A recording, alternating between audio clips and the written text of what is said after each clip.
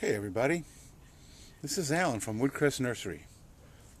So I purchased this Loropetalum, which is a variety that I was unfamiliar with. I actually went to one of the big box stores to buy zip ties, but being the gardener that I am, I went out into the garden center and I saw this Loropetalum variety that I'm totally unfamiliar with. So I said, I gotta have it. And actually, what's it called? Cerise Charm. Can you see that? Oops, Cerise Charm.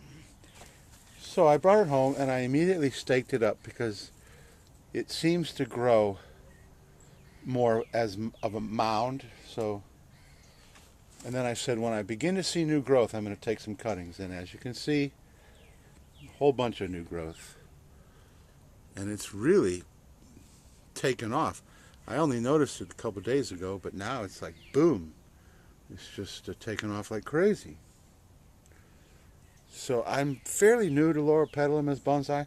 I've seen some pretty nice ones, but I bought two that I have to admit were distressed plants, and I root pruned them, I think, too late in the season, and they both died. So, taking the cuttings from this guy is also going to be nothing but one gigantic experiment. And I would love very much for it to be even more upright like that. So I've got my rooting media here, which is what I call my dirty perlite. It's perlite and about 20% landscape soil, which I use almost exclusively. And then in this container here, which is just an old yogurt container, I have rooting hormone in solution. So what I'm going to do, and none of this low growth down here is going to be part of the design of the tree. So I'm going to start here. Take off the cuttings.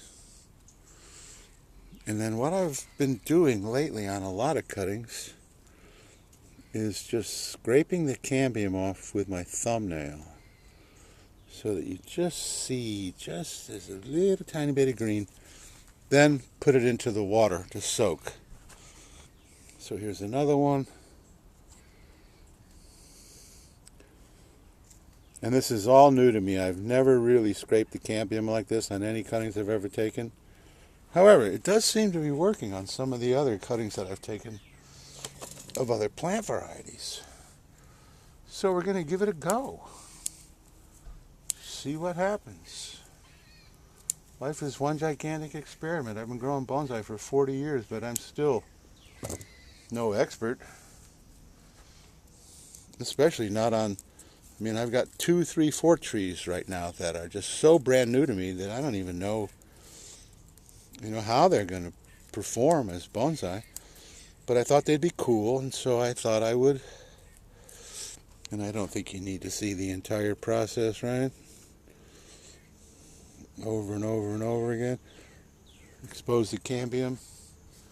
Stick it in the water. So what I want to do is I want to take every cutting. And of course you always want to remove a lot of the leaves when you do a cutting. And I like to soak them. And then once they're all soaked in this container, then I will put them into that container. So I think at this point we can just pause the video, and I'll come back when things are a little further along.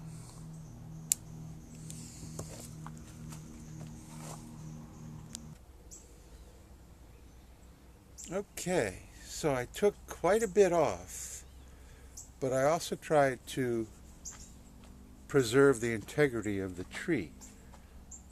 So I think I did pretty well.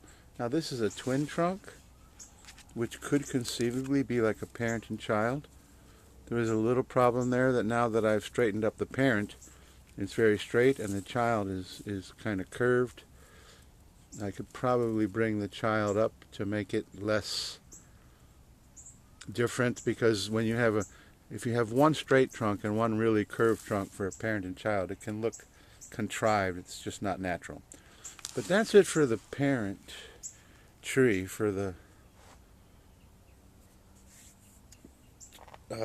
whatever, the stock plant. So we're going to put him back where he was.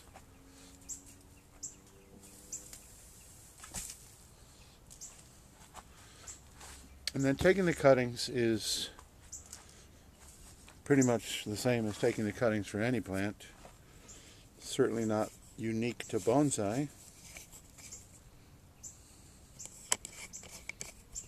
We have our media, and I've got my cuttings soaking, and then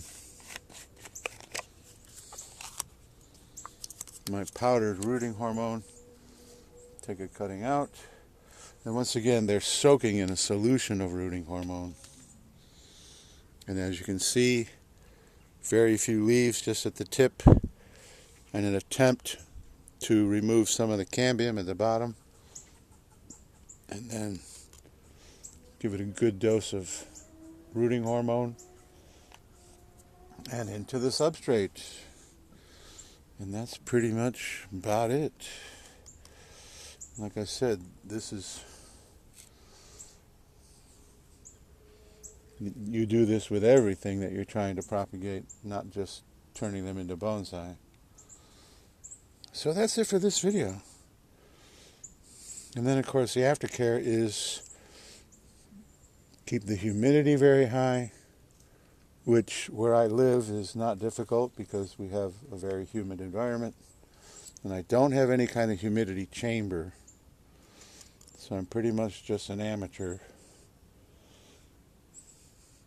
And then keep the substrate moisture high, and then it's just wait. Nope.